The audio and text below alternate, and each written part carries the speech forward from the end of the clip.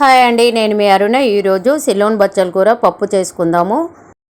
ఇంకా ఆలస్యం ఎందుకు, వీడియోలోకి వెళ్ళిపోదాము. ఈ వీడియోని ఎక్కడ స్కిప్ చేయకుండా లాస్ట్ వరకు చూసినట్టయితే ఏంటి ఎలా తయారు చేయాలనేది పర్ఫెక్ట్గా అర్థమవుతుంది. బచ్చల కూర చూస్తున్నారు కదండి, ఇది సిలోన్ బచ్చల కూర ఈ విధంగా ఉంటుంది.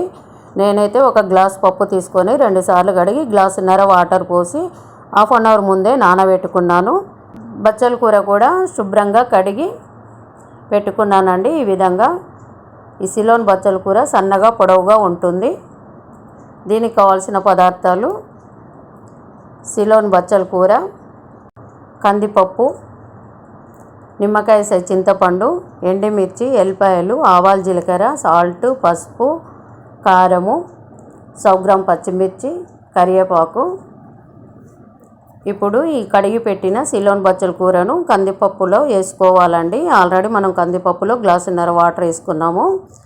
ఇందులోనే ఈ బచ్చల కూర వేసుకొని పచ్చిమిర్చిని కూడా వేసుకోవాలి. ఈ పచ్చిమిర్చి వేసుకునేటప్పుడు ముక్కలు ముక్కలుగా కట్ చేసుకొని వేసుకోవాలి. ఇలా తుంచి వేసుకోవడం వల్ల కారం అనేది మంచిగా పప్పులోకి దిగుతుందండి. అందుకని ఎప్పుడైనా మనం పచ్చిమిర్చిని ఇలా తుంచి వేసుకుంటే చాలా మంచిది. ఇందులో 1 స్పూన్ పసుపు కూడా వేసుకొని కుక్కర్ మూత పెట్టి స్టవ్ మీద పెట్టుకోవాలండి. ఒక 4 విజిల్లు వచ్చేంత వరకు ఈ పప్పును ఉడికించుకోవాలి. మనం నానబెట్టినాం కనుక జల్దీ ఉడికిపోతుంది. లేదంటే ఒక 5-6 విజిల్లు పడుతుందండి. డైరెక్ట్ వేసుకుంటే నానబెట్టినట్టయితే తొందరగా ఉడికిపోతుంది.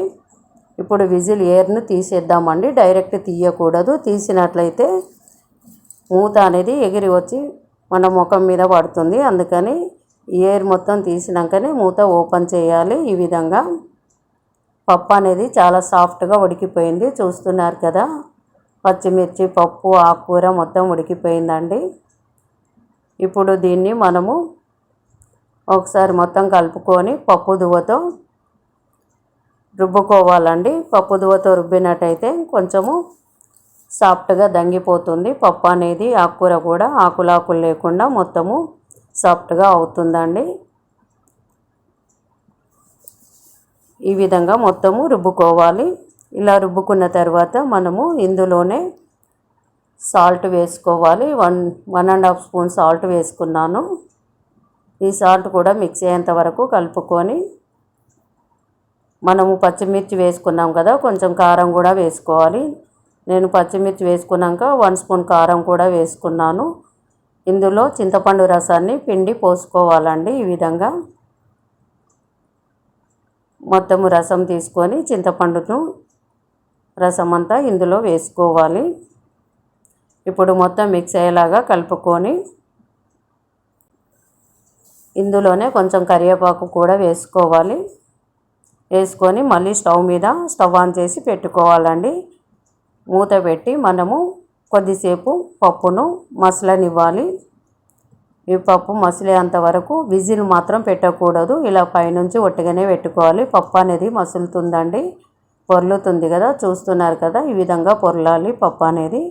అప్పుడే మనం కారం వేసుకున్నాం కదా, అదంతా పచ్చివాసన అనేది పోతుంది. పప్పు కూడా ఉడికి చిక్కగా అవుతుంది. ఇలా ఈ సిలోన్ బచ్చల కూర వల్ల మనకు చాలా ఉపయోగాలు ఉన్నాయి. ఈ సిలోన్ బచ్చల కూరలో A vitamin, C vitamin, K vitamin ఉన్నాయండి. దీనివల్ల మనకు ఐరన్, కాల్షియం కూడా చాలా బాగా అందుతుంది ఇది తింటే. స్టవ్ మీద కడాయి పెట్టుకొని కడాయి హీట్ అయ్యాక ఆయిల్ కూడా తీసుకోవాలి. ఆయిల్ అయితే నేను 1.5 తీసుకున్నానండి. ఈ పావుతో ఆయిల్ హీట్ అయ్యాక ఆవాలు, జీలకర్ర కూడా వేసుకోవాలి.